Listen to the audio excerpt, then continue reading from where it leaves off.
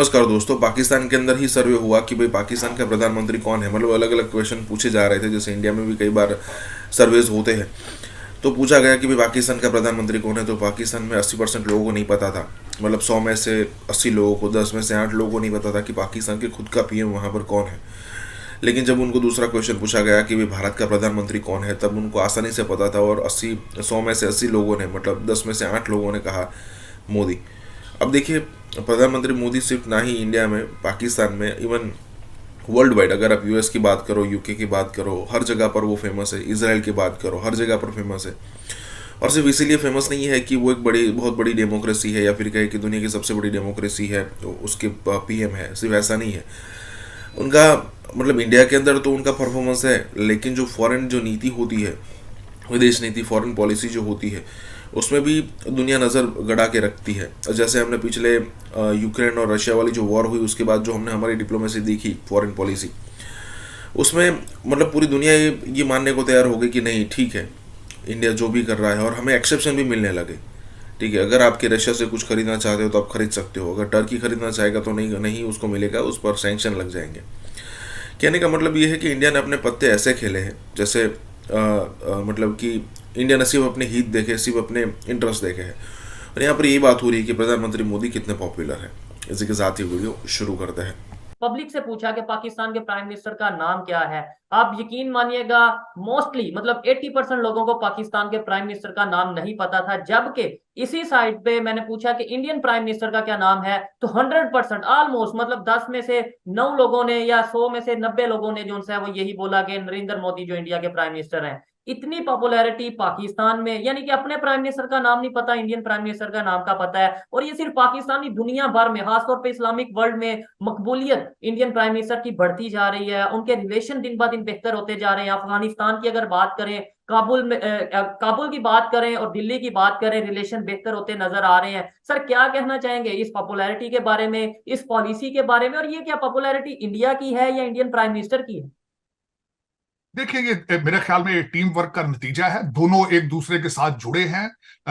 लेकिन मैं ये जरूर कहूंगा, सबसे बड़ा क्रेडिट जाता है मोदी साहब को कि 21st सेंचुरी में मैं समझता हूं वाहिद एक ऐसी मूवमेंट उन्होंने चलाई है जिसमें नेशनलिज्म को उन्होंने जो है उभारा है। उन्होंने एक प्राइड दी है हर भारतीय को कि मैंने भारत को बनाना है।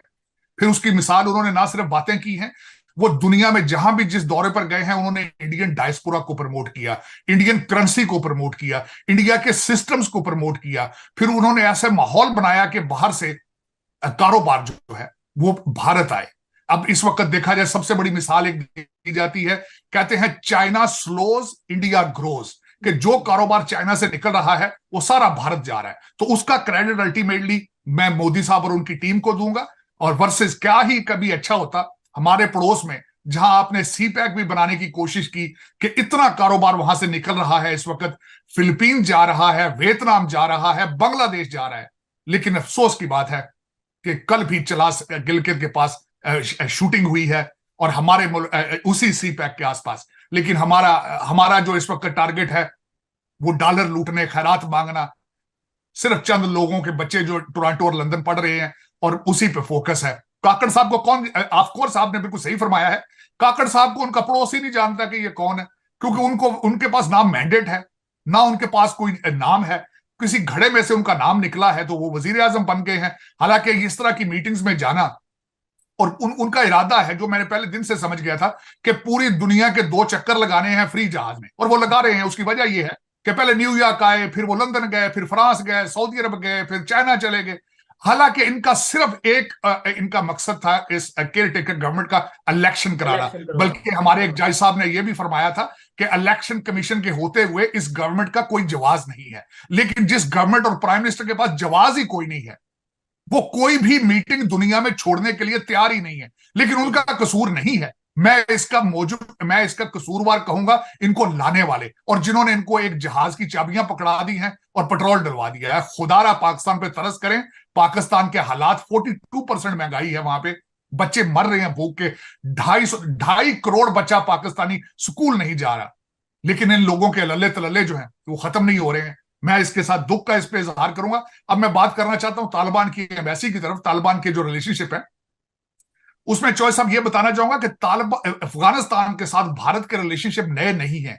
मैं यहां मेंशन करना चाहूंगा कि भारत की जितनी इन्वेस्टमेंट इस वक्त अफगानिस्तान में है, अनबिलीवेबल, बिलियंस और बिलियंस डॉलर्स।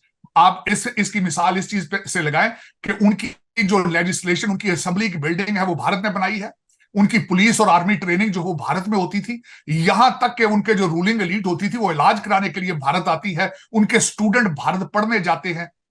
और दूसरा, उन्होंने क्योंकि उनके पास दे हैव सफिशिएंट प्लस, उनके सरप्लस, उनके फंड्स हैं, भारत के पास लेवरेज है, 600 बिलियन उनके फॉरेन रिजर्व हैं, उनके पास चीजें मौजूद हैं, तो वो इन्वेस्ट करते हैं वहां पे। इस वक्त अगर देखा जाए तो वहां पे रशिया और चाइना, मैं इस पे बिल्कुल भारत का जो पॉलिसी है उसको जस्टिफाई इस तरीके से करूंगा कि दो मेजर पावर्स उसमें पहले ही अफगानिस्तान में रोल प्ले कर रही हैं, रशिया और चाइना। आपने देखा होगा कि तालिबान के जो वफूद हैं वो जा रहे हैं मुसलसल चाइना, उनके साथ बिजनेस डील्स कर रहे हैं। तो यहां ये जरूरी था भारत के लिए कि वो स्टेप इन करता और अपने इंटरेस्ट और अपना फ्यूचर, क्योंकि दे आर रीजनल पावर, तो उसमें अपना स्टेप इन होता, तो उसमें उन्होंने स्टेप इन किया है। बल्कि यहां ये बताना चाहूंगा मैं, ब्लूमबर्ग के मुताबिक इस वक्त भारत has become very close to Afghanistan, और उनके जो कौंसल जनरल मुंबई में और हैदराबाद में है वो काम कर रहे हैं। और मजीद उसमें वो मेरा मकसद जिस तरह उन्होंने बताया है कि it will be functioning soon in new Delhi, और इसमें it was needed, very well needed it for Bharat, क्योंकि अगर रशिया और चाइना वहां पे अपने रिलेशनशिप ज्यादा स्ट्रॉन्ग करते हैं तो Bharat will be missing out. तो मेरे ख्याल में उन्होंने बहुत अच्छा स्टेप लिया है। पाकिस्तान के लिए अफसोस है, लेकिन पाकिस्तान को तालिबान और अफगानिस्तान बहुत अरसा पहले ही डंप कर चुका था।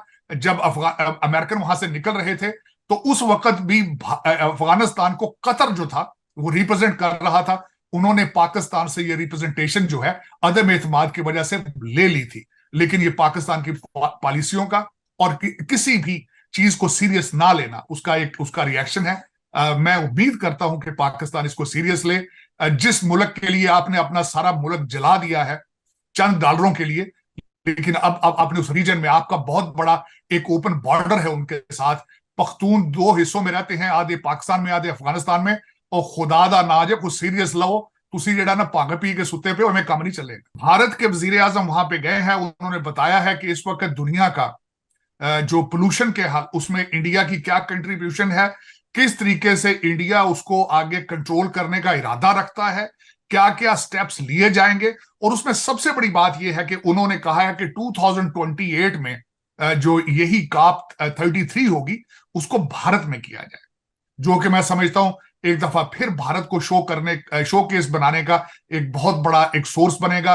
बिजनेस एक्टिविटीज होंगी, लोग आएंगे, जब लोग आते हैं वहां बिजनेस होता है, वहां डायलॉग होता है। वर्सेस हमारे वजीर आजम, सबसे पहले तो मैं ये पूछना चाहता हूं क्या हमारे वजीर आजम को वहां जाना चाहिए था, जबकि मुल्क जो है वो फाइनेंशियल स्ट्रेस में है इस वक्त। तो उनका वहां जाना, और खासकर उनका सिर्फ एक ही मोटिव था कि सैलाब जो आया था पिछले साल उसके ऊपर पैसे लिए जाए किसी न किसी तरीके से। और उन्होंने खलीज टाइम ने बड़ी खूबसूरती के साथ अपना आर्टिकल एक लिखा है, उसके बारे में उन्होंने कहा है कि हमारे वजीर आजम ने कहा था कि बातें ना करें, पैसे दें।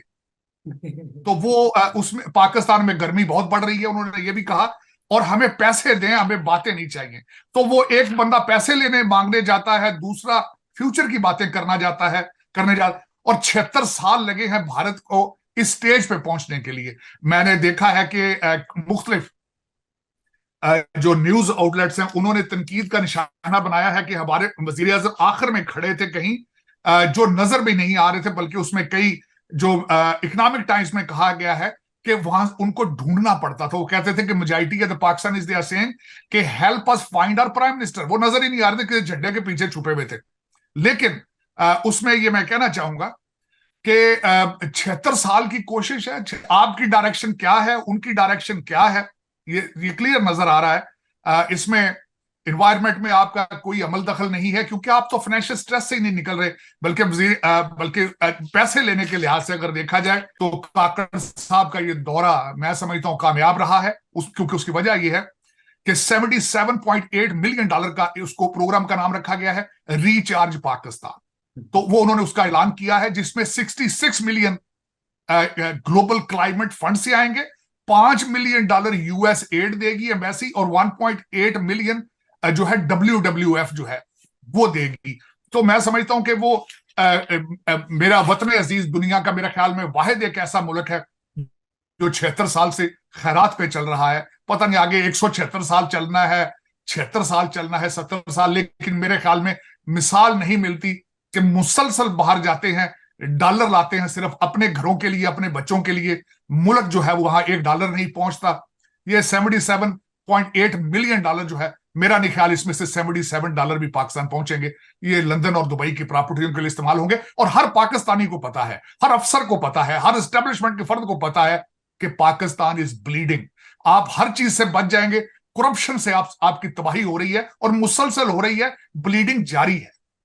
ठीक है सर, आपको ये सुनकर शायद थोड़ी हैरानगी होगी, मैंने कल ही गुजरांवाला में, इस टाइम मैं मौजूद हूँ, और वहां पे रोड पे जाके एक प्रोग्राम किया और मैंने पूछा कि पाकिस्तान